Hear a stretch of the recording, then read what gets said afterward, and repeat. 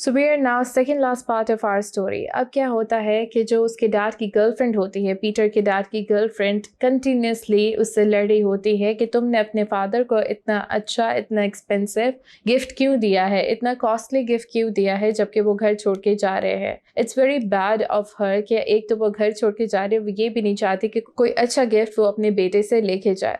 The boy suddenly walked into the house. और कौन सा बॉय की बात हो रही है? पीटर की बात हो रही है। और वो क्या सुनता है कि अभी भी दोनों के बीच में उसी ब्लैंकेट को लेके लड़ाई चल रही है और उसका जो बाप है वो दबी आवाज़ में हल्का हल्का गुस्सा कर रहा है और अपना जो पॉइंट है वो रख रहा है कि वो चाहता था कि अपने फादर को बेस्ट गिफ्ट दे के यहाँ से भेजे।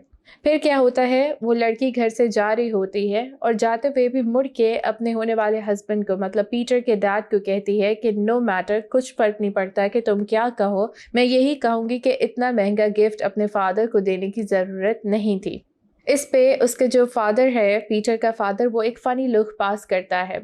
पीटर ये सारी चीज़ विटनेस कर रहा होता है। ये देख के पीटर क्या कहता है कि डैड वो सही कह रही है, आपको कोई ज़रूरत नहीं थी कि आप ग्रैंड डैड को एक डबल ब्लैंकेट दो, इतना बड़ा और इतना अच्छा ब्लैंकेट दो। फिर पीटर क्या कहता है कि वो सीजर्स लेके आता है और उस ब्लैंकेट को काटने का बोलता है। वो अपने डैड को कहता है कि इस ब्लैंकेट को 2 हिस्सों में काट दो। सब वहाँ पे खड़े सरप्राइज हो जाते हैं कि पीटर ऐसा क्यों कह रहा है। उसका डैड भी सरप्राइज होता है कि इतना अच्छा ब्लैंकेट उसको 2 हिस्सों में क्यों काटना है।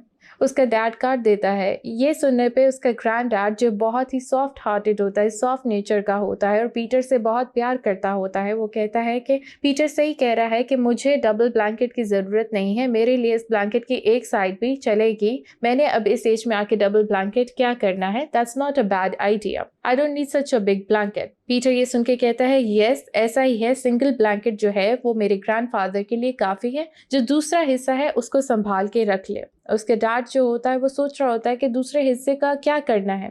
पीटर इस पे कहता है कि ये मैं आपको बाद में बताऊंगा, ये हमें बाद में काम आएगा, सो आप इस अदर हाफ को संभाल के रख लें। सो ये क्यों दूसरा हाफ संभाला होता है, इसका हमें नेक्स्ट पार्ट में पता चलेगा। पीटर कहता है कि ये ब्लैंकेट का जो अदर हाफ है मैंने इसलिए संभाला है कि जब आप बूढ़े हो जाओगे और मैं भी आपको घर से ऐसे ही निकालूंगा, तब मैं भी चाहता हूँ कि आपको बहुत अच्छा गो अवे गिफ्ट दे के भेजूँ। तो मैंने इस ब्लैंकेट का जो अदर हाफ है वो इसलिए संभाला है कि आप जब बूढ़े होगे मैं आपको यही ब्लैंकेट का जो पीस है वो दे के इस घर से निकालूंगा। सो ये एक इवोकेटिव टोन में पीटर अपने फादर को कहता है। ये सुनने के बाद उसका डैड जो है वो रियलाइज़ करता है कि उसने कितना गलत डिसीजन लिया था अपने फादर के लिए। उसे ये रियलाइज़ होता है, वो एकदम नम हो जाता है, वो साइलेंट हो जाता है। लेकिन जो ग्रैंड डैड होता है या उसके पीटर के फादर का जो फादर होता है, वो अपने सन के कंधे पर हाथ रखता है और कुछ नहीं बोलता है। उसका जो बेटा है उसको रियलाइज़ हो जाता है कि वो अपने फादर के साथ कितनी ज़्यादा अनजस्ट रह रहा था, कितनी ज़्यादा नाइंसाफ़ी कर रहा था। फिर उसका फादर कहता है कि मैं समझता हूँ कि तुम्हारा ऐसा कोई मकसद नहीं था, तुम्हें अंदाज़ा नहीं था कि तुम मेरे साथ क्या कर रहे हो।